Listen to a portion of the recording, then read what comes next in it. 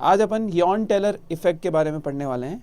Yawn Taylor effect एक geometrical distortion का concept है जिसमें सिमेट्री ब्रेक होती है और सिस्टम की या कंपाउंड की एनर्जी भी कम होती है। तो मेनली ये ऑक्टाहेड्रल कॉम्प्लेक्सेस में देखने को मिलती है, टेट्राहेड्रल में भी होती है। आज अपन ऑक्टाहेड्रल के बारे में इसको स्टडी करेंगे कि ऑक्टाहेड्रल में कैसे यॉर्न टेलर इफेक्ट होता है और किस तरह से आपको पहचानना है कि किस किस में यॉर्न टेलर इफेक्ट हो सकता है। तो जैसा कि डेफिनेशन में एक बार जस्ट रीड कर लूँ आपके लिए, तो Jahn Teller effect is geometrical disorderness of non linear molecule system that reduces its symmetry and energy. तो हम इसी को एक्सप्लेन करेंगे कि किस तरह से ये चीज़ें हो रही है। नेक्स्ट, जैसे मैंने आपको बताया कि मैं अभी ऑक्टाहेड्रल में ये चीज़ें बताने वाला हूँ। तो ऑक्टाहेड्रल का अगर नॉर्मल अगर स्ट्रक्चर देखें तो ये इस तरह का स्ट्रक्चर है, सिमेट्रिकल अगर बात करेंगे तो अपन।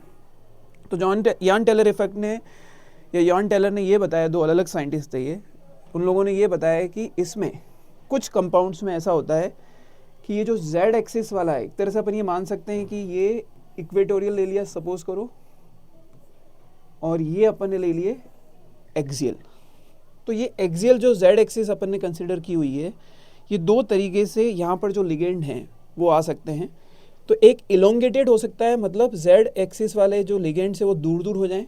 अगर जेड एक्सिस वाले लिगेंड अगर दूर दूर हो गए सेंटर एटम से, तो उनमें रिपल्शन जो होगा वो कम होगा, और रिपल्शन कम होने की वजह से उनकी जो एनर्जी है वो कम हो जाएगी। तो डी जेड स्क्वायर की जो एनर्जी है वो कम हो जाती है। इससे पहले अगर अपन ने जब ऑक्टाहेड्रल में देखा था, ऑक्टाहेड्रल का अगर अपन बात करते हैं तो ऑक्टाहेड्रल में अपन स्प्लिटिंग अगर देखते हैं, जो मैं यहाँ पे बना रहा हूँ, ये जो 5 ऑर्बिटल जो स्प्लिट होके जाते हैं, तो हमें पता है कि 2 ऑर्बिटल T2G में होते हैं और 3 ऑर्बिटल EG में होते हैं। तो ये T2G के जो ऑर्बिटल्स हैं उसमें एक होता है dx square minus y square और एक होता है dz²। इसी तरह से इसमें होता है dxy, dyz और dzx। लेकिन जैसे मैंने बताया कि दो तरह के यॉर्न टेलर इफेक्ट हैं। जैसे फर्स्ट है इलोंगेशन, जो इलोंगेशन का मतलब है कि जो जेड एक्सिस वाला जो लिगेंड है या जेड एक्सिस वाले जो ऑर्बिटल्स हैं वो दूर दूर हो जाएंगे, तो वहाँ रिपल्शन कम हो जाएगा। और आपको पता है कि रिपल्शन जितना ज़्यादा होता है, ये ऊपर की ओर या ज़्यादा एनर्जी में क्यों है? क्योंकि इनकी रिपल्शन ज़्यादा हो रहा है। जो हमने CFT में पढ़ा है वो उसके बारे में आइडिया होना चाहिए।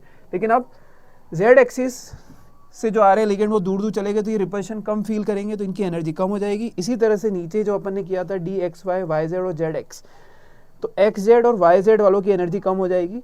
तो इस तरीके से ये स्ट्रक्चर आ जाएगा। मतलब आप लोगों को क्लियरली नज़र आ रहा है कि एनर्जी में चेंजेस आए, एनर्जी गैप बढ़ चुका है, ओवरऑल एनर्जी सिस्टम की क्या हो जाएगी? कम हो जाएगी। तो इलोंगेशन में, इलोंगेशन को अपन जेड आउट भी बोलते हैं। जेड आउट का मतलब अपन ये बोल सकते हैं कि जिसमें जेड एक्सिस के जो लिगेंड है वो दूर दूर हो गए, तो ये जेड आउट है इलोंगेशन वाली। इसका जो फेमस एग्जांपल है कॉपर का कॉम्प्लेक्स है फ्लोरीन के साथ। और इसकी वजह से हुआ क्या? बॉन्ड लेंथ चेंज होगी। वैसे ऑक्टाहेड्रल में अगर देखा जाए तो सारी बॉन्ड लेंथ क्या होती है? सेम होती है अगर लिगेंड सेम हो तो। बट इस केस में जेड एक्सिस के जो लिगेंड है वो दूर दूर चले गए, तो बॉन्ड लेंथ 227 हो गई इसमें। और ये जो हैं इक्वेटोरियल वाले, जो हमने इक्वेटोरियल इस तरह से कंसिडर किए हैं, ये कितना हो गया? 193 पिकोमीटर हो गया। ये इलोंगेशन के केस में। इसका जस्ट रिवर्स अगर अपन देखें कंप्रेशन, तो कंप्रेशन के केस में क्या हो रहा है कि यहाँ पर सेम चीज़, जो जेड एक्सिस वाले जो लिगेंड्स हैं वो सेंट्रल एटम की ओर अप्रोच करते हैं, तो वो जो एक्सियल लेंथ है वो कम हो जाएगी, या जेड एक्सिस से आने वाले लिगेंड जो हैं वो नज़दीक हो जाएंगे सेंटर एटम में, तो वहाँ रिपल्शन ज़्यादा हो जाएगा। और रिपल्शन ज़्यादा होने की वजह से क्लियरली नज़र आ रहा है कि जो जेड वाले हैं ऑर्बिटल है उनकी एनर्जी बढ़ जाएगी। वही एक्स वाई की इस बार कम हो गई और या एक्स जेड और वाई जेड बढ़ गई। तो ये कंप्रेशन के केस में ये टाइप्स हैं। किस में क्या होगा ये पता होना चाहिए जनरली। तो मैं जस्ट ये आपको यहाँ पर अभी तो टाइप बता रहा हूँ। अगला जो पॉइंट है अगली स्लाइड में अपन देखेंगे कि जॉन टेलर इफेक्ट, इस पे बहुत क्वेश्चन आते हैं कि जॉन टेलर इफेक्ट कौन से कन्फिग्रेशन में हो सकता है। तो एक सिंपल सा तरीका बताता हूँ उसमें। अगर जॉन टेलर में सिमेट्रिकल अगर आपका कन्फिग्रेशन है, अगर अपन बात करें कि सिमेट्रिकल अगर हैं, जैसे दो तरीके से हो सकता है, एक लार्ज डेल हो और एक स्मॉल डेल हो। लार्ज डेल और स्मॉल डेल का मतलब वही है कि अगर डेल बहुत ज़्यादा है तो हम पेयरिंग करवाते हैं, स्मॉल डेल होता है तो हम पेयरिंग नहीं करवाते हैं, वो ऑक्टाडेल में जब हम D4, D5, D6, D7 ये सब हमने CFT में पढ़ा होता है, इसका नॉलेज आपको होना जरूरी है। अपन अभी इयान टेलर इफेक्ट पढ़ रहे हैं तो मैं उसके बारे में आपको ये चीज़ बता रहा हूँ। तो जैसे D1, D2 जो रेड से किए गए हैं उनमें इयान टेलर इफेक्ट नहीं होता जब लार्ज डेल है। तो 1, 2, 3 में तो कोई इफेक्ट आएगा नहीं, लेकिन 4, 5, 6, 7, 8, 6, 7 तक, 8, 9, 10 में भी डेल का कोई इफेक्ट नहीं आता क्योंकि कन्फिगरेशन सेम आएगा। अब कैसे इसको लॉजिकली याद करना है कि किस में इयान टेलर इफेक्ट होगा। अगर डीजेनरेसी है, डीजेनरेसी मीन्स अगर आप इस ऑर्बिटल्स को या इस इलेक्ट्रॉन को यहाँ भी रख सकते हैं, यहाँ भी रख सकते हैं, यहाँ भी रख सकते हैं, यहाँ पर भी अगर देखें तो इन दो को कहीं भी रखा जा सकता है, लेकिन यहाँ पर डीजेनरेसी अब नहीं है। डीजेनरेसी सेंस का मतलब आपको तीनों जगह एक एक इलेक्ट्रॉन रखने पड़ेंगे, तो यहाँ इयान टेलर इफेक्ट नहीं होगा। अगेन अगर अपन इसकी बात करेंगे, एक एक ये हो गया, लेकिन ये इलेक्ट्रॉन यहाँ भी आ सकता है, यहाँ भी आ सकता है, यहाँ भी आ सकता है, तो यहाँ इयान टेलर इफेक्ट हो जाएगा। तो हर जगह आपको इसी तरह से देखना, जैसे D8 में नहीं है। अगर D8 में आप अगर कन्फिगरेशन लिखते हैं तो यहाँ पर आपको इसी तरह का कन्फिगरेशन लिखना पड़ेगा और यहाँ पर आपको इसी तरह का कन्फिगरेशन, ऑप्शंस नहीं है। एक तरह से ये ट्रिक के फॉर्म में बोला जा सकता है कि ऑप्शंस अगर हैं कि इसको मैं यहाँ भी रख सकता हूँ, यहाँ भी रख सकता हूँ, तो इयान टेलर इफेक्ट हो जाएगा।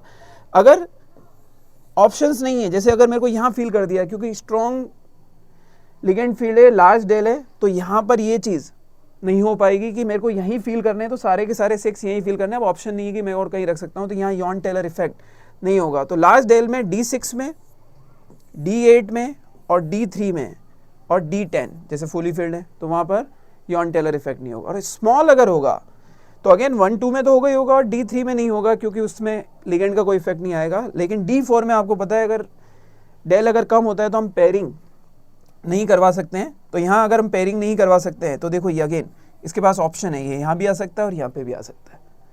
नेक्स्ट अगेन चीज़, यहाँ पर फिर ऑप्शन नहीं है कि 1, 2, 3, 1, 4, 5 वो चीज़ हो चुका है, तो ये इयान टेलर इफेक्ट नहीं होगा, यहाँ पर इयान टेलर इफेक्ट नहीं होगा और यहाँ पर नहीं होगा। तो 1, 2, 4, 6, 7 और 9 में स्मॉल डेल के समय, तो इनको आपको जस्ट मगअप नहीं करना है, आप लॉजिकली जो मैंने बताया उससे सोचना है। जैसे एक लास्ट में D6 का और बताता हूँ कि अगर आप D6 में इलेक्ट्रॉन को फील करेंगे एक एक करके तो वीक है तो 1, 2, 3, 4, 5, 6 यहाँ आएगा। अब ये जो 6th वन है यहाँ पर भी आ सकता है, यहाँ पर भी आ सकता है, यहाँ पे भी आ सकता है। तो पॉसिबिलिटीज़ जहाँ पर हैं तो वहाँ पर इयान टेलर इफेक्ट हो जाएगा। जहाँ पे पॉसिबिलिटीज़ नहीं है, जैसे अगेन अगर अपन एक D5 देख लेते हैं, वीक लिगेंड में हमने पेयरिंग नहीं करवानी है तो 1, 1, 2, 3, 4, 5। अब यहाँ ऑप्शन नहीं है कि मैं इसको कहाँ यहीं फील करने पड़ेंगे, अपने पास ऑप्शन नहीं है। तो इस तरीके से आप लॉजिकली बता सकते हैं कि किस में इयान टेलर इफेक्ट होगा और किस में नहीं होगा। तो इसको प्रैक्टिस करें और अच्छे से समझें तो आपको इयान टेलर इफेक्ट अच्छे से समझ में आ जाएगा। Thank you.